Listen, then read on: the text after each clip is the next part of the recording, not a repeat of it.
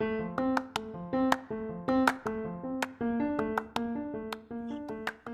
welcome to Planting Seeds with the Partnership. This is your host, Kayla Godby, and I am excited to have our guest today is Deidre Morgan. She is an awesome part of our team. I've had the pleasure of working with her, and I'm super excited to interview her today so that the listeners and parents and community can get to know her a little bit better and what her role is with the partnership in Early Head Start.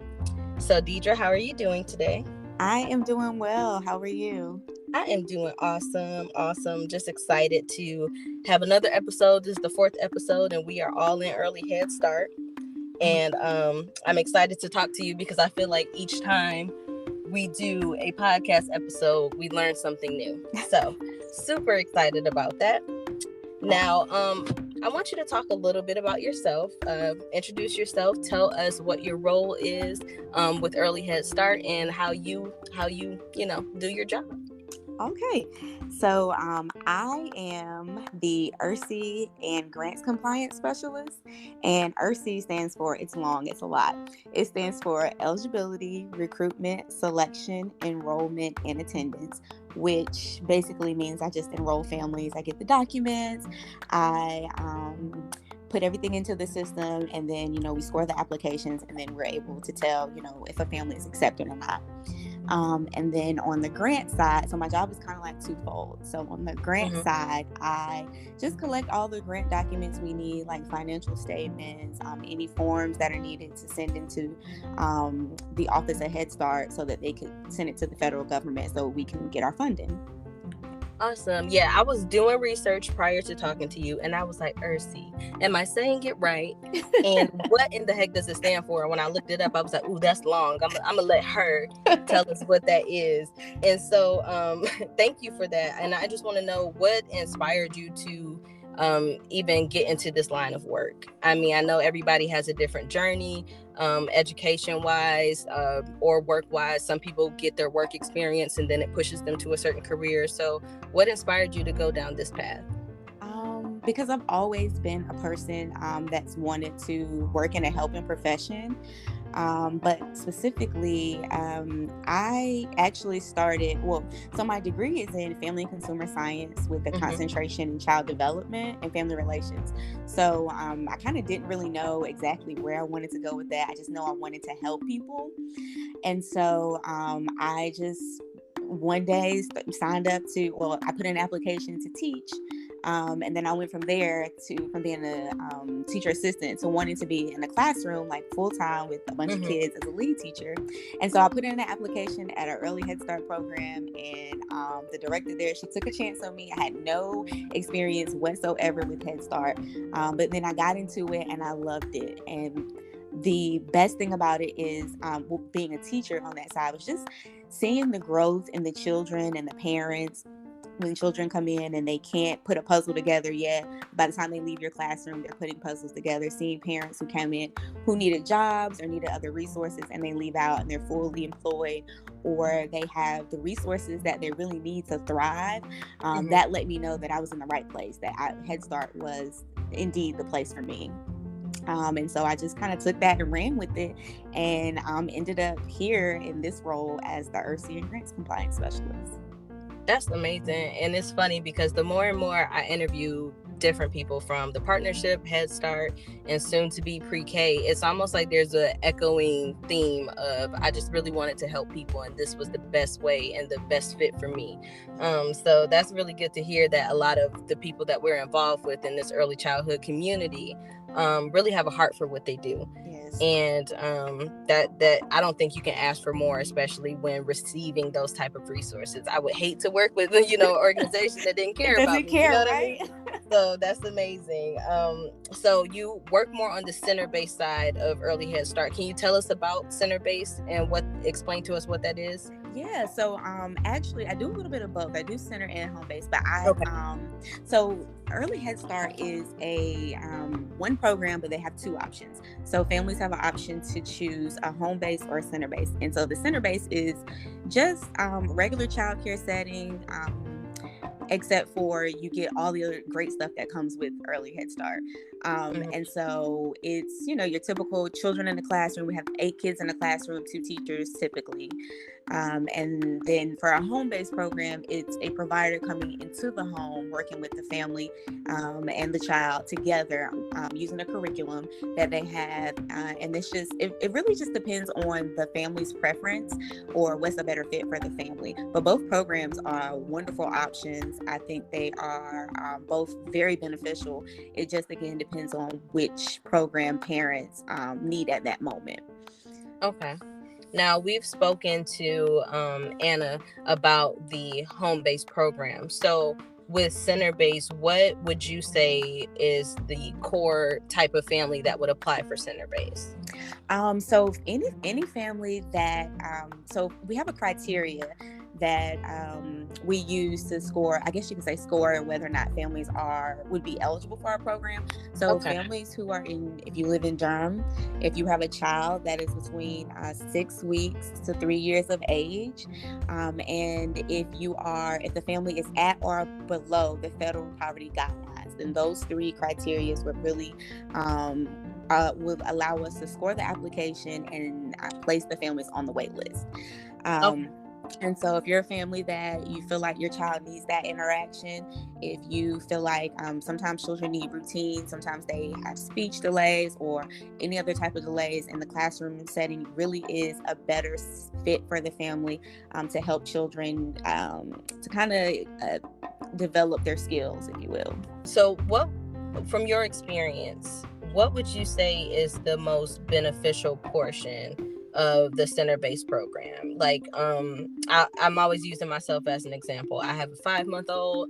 If I'm trying to figure out which program is best for me, what would you say the benefits of the center-based program is? So I would say the biggest benefit is that that your child is there. So for me, when I get calls in, a lot of parents are really needing somewhere for their child to go during the day while they look for work or while they are working. Right. So the best benefit is that your child is there, your child is cared for, they have meals, they make sure they have diapers. It's a really high quality child care center. We try to make sure that all of our centers are high quality child care centers. And if they're not there, then we're working our best to provide them with resources to ensure that they are. But the biggest benefit is that you have a community. We're not just focused on the child, but we're also focused on the family too. So if there are goals that the parent has, our family service coordinators, as well as our other team members too, are willing to help support that family and whatever that need is that the parent, or whatever the goal is that the parent is trying to reach. Okay. And that actually takes me into my next question, because I was like, okay, what kind of support does a family get when they're at a center? So are there any type of examples of you guys helping people outside of the classroom? Oh, yes. Early Head Start, I always tell parents, we are a comprehensive program. So again, we look at not just the child. So we make sure that, first and foremost, we make sure that the child has like dental home, medical homes. We ensure that developmentally that they are ready to be in whatever setting it is that they're in. So making sure that speech is okay, making sure that they find motor skills, all those things. And with that, we collaborate or partner with other community partners. So like the Durham Developmental Service Agency is an agency where children who have unique needs, they are evaluated there. They get their own service coordinator from there to help with the developmental side. But we collaborate with them to make sure that inside of the classroom, we also are working on those same skills. Right. And so we have opportunities for our families to also engage with other families. When we have family engagement activities, we also try to do male engagement activities pre-COVID. We're working our way back up to, being able to implement those same activities. But male engagement activities, we also, if parents are interested in jobs or interested in trying to get back in school, our family service coordinator that every family gets, they get their own family service coordinator, and they are that point of contact for any needs that the family may have. So they're kind of sort of like a social worker in a sense. They just, they provide them with resources. So if their family's like, hey, I really need help with, and I need help with getting a certain certificate, then the family service coordinator can point them in the right direction to get whatever it is that they need. Okay. And so we could also collaborate with like Diaper Bank to make sure we get diapers to families once a week, and then we also provide the centers as well for throughout the week to have diapers too. So you get it's a community of people that are there to help to support. That's really awesome. I mean, you got diapers, you have resources for developmental challenges. I mean, it encompasses a lot. And I don't think, I feel like people who are in the program may understand already, but I think from just face value, I don't think the public really realizes how much goes into early Head Start. So that's amazing that you get so much support within that program. Now, you did bring up COVID, and that brings me to my next question is, how has COVID impacted early Head Start? I know we spoke to Shakima a few weeks ago, Shakima Crawford, who's the director, and I mean, she was showing, that there was a positive uptick in people wanting to be in the classrooms, which is great. So what is your take on that? Yeah, so for me, well, specifically for my portion of, or I guess my part of my job is different, because normally pre-COVID we would be taking applications face to face, and so we're not doing that just yet. So I'm calling around, talking to families and getting the information needed. But other than that, I think it's the community has really done a good job of making sure that families are still able to go into the centers. I know they're taking precautions as far as, they're limiting the amount of people that go into the centers. They've beefed up their cleaning, which they've always made sure, they were super clean, but now they've taken it to another level. Temperature checks. Teachers are being really cognizant of the changes in children throughout the day. If things are happening, they're taking precautions to shut down classrooms and centers. If anyone has been exposed, they're doing contact tracing. So everyone is really doing their part to ensure that children, families, staff, everybody is safe. And so that's what I feel like is a really positive aspect for us during COVID, is that we're still trying to maintain a sense of normalcy through still serving families. And families have an option to, if they don't feel safe enough to send their children in, they have the option to do virtual as well. Which is new, which is something, we didn't do before. But I think that option works, pretty good for families who are still wanting to be connected to the program, but just not yet comfortable with sending their kids in yet. Right. And that shows growth in compromising. I know in normal situations, if a pandemic hits, people are normally suffering. So I think that's great that, the program has been able to pivot, get things done, and still accompany the families that may not be comfortable with going in. So that's awesome. And the kids still get to interact, I'm assuming. Yes, definitely. Okay. So for a parent just wondering, like, what would a typical day be like with, and it can be very general, but with early Head Start, like how long are the days? If it's virtual, is it the same amount of time?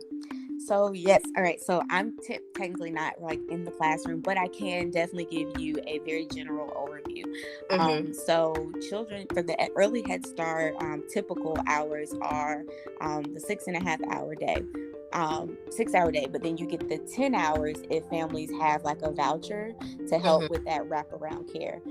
So in a typical day, family before COVID, the parents will come into the classroom. They have the kids that hang their coats up. They help them wash their hands. Then the children would pull out tabletop toys for them to kind of play with while they wait on breakfast. They'd wash their hands. They go to breakfast. After they've done breakfast, then they'll get ready, wash their hands again and get ready to do either circle time or morning meeting, whatever they like to call it in their classroom.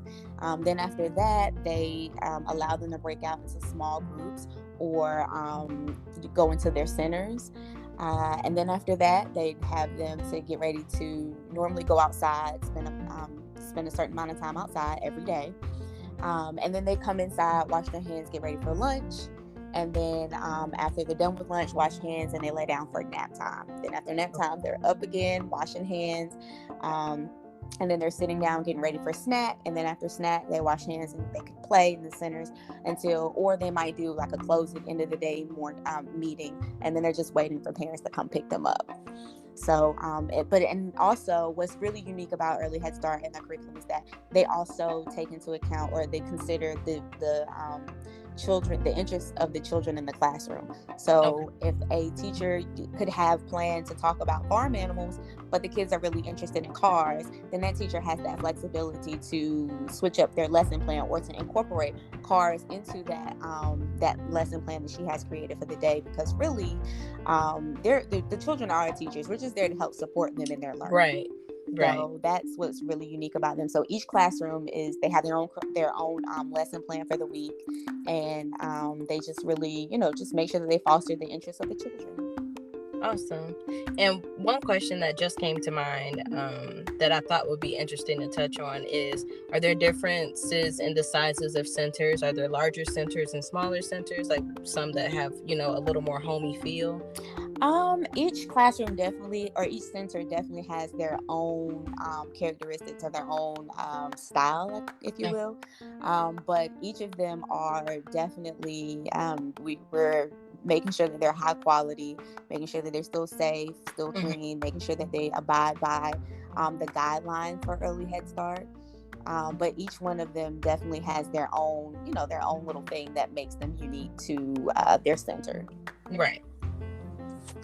All right. Well, those are all my questions about the centers, but I did want to ask you, what does your day-to-day look like? What's your favorite part of your job? The favorite part of my job is just knowing that I am helping a family to thrive and be well. I get a lot. I'm the first, I'll not really first responder. I'm like the first person that people talk to when they're interested in the program or when they want to put in their application. So the first point of contact. And with that being said, I hear a lot of stories. I hear the families are what really inspire me, because families in Durham, and I can only speak to Durham because, that's where we work. They're really rock stars, because a lot of our parents are having to choose between being homeless and childcare. And so to hear their stories of how they're overcoming and things that they've overcame before they even got to the point of needing to apply is really, really amazing. And so to me, it's like, wow, like this family, and families I can see that they're in this cycle. So a lot of times they need childcare. They're like, I can't work unless I have childcare. If I don't work, then I can't pay bills. If I don't pay bills, then I don't have anywhere to live, which puts me back at, not having childcare, not being able to do what I need to do. And so being able to help kind of stop that cycle by being able to provide them with childcare, or if not with childcare, with some type of resource that is able to help make their day easier. That right there is my favorite part, because it lets me know at the end of the day, I did something that made a difference to help somebody somewhere. Right. And I think that's so important, because when just me hearing that, I was like, oh my goodness, because I can't imagine, you know what I mean? I mean, things have already been difficult because of the pandemic, but I can't imagine that being my situation. And I think for our listeners that are just in the community that may not even be dealing with these issues, the ability to empathize and understand that, getting behind early childhood education endeavors, like the partnership, like Early Head Start, and devoting time, efforts, however there's a volunteer or donation opportunity, that's why we need funding for these things, is because, it's not, the children of course are priority, but it's a trickle-down effect. We're in turn also helping families. So it's just awesome to hear that. And I'm like, oh my goodness, I'm getting chills. So just to kind of close out your interview, what is an inspirational quote or a favorite quote that you'd like to leave us with today, or just anything that stands out to you? So I have a favorite scripture. It's Jeremiah 29:11. For I know the thoughts that I have towards you, saith the Lord, plans of peace and not of evil, to give you an expected end.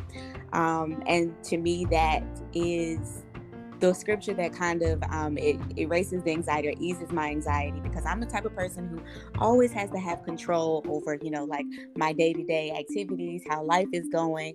But just knowing that the God that I serve is in control, and he already had the path designed for me. And as long as I, listen to him and follow his will, then, things are going to be good. I'm going to be I am where I am supposed to be in this moment, because he has control and the plan is already set. So that right there is just kind of my go-to thing when things kind of get out of hand, or I need a bit of encouragement. That is awesome. That made me feel better. So thank you for sharing that. So Deidre, thank you so much for just giving us information about Early Head Start, talking about the program from your perspective, and thank you for not only what you bring to the program, but how you're impacting families, and just for enlightening us today, because I think we're better off because of the conversation and because of the information. So thank you so much for joining me. Absolutely. Thank you so much for having me. Thank you for listening to Planting Seeds with a Partnership. Please visit our website at www.dpfc.net and follow us on all social media sites.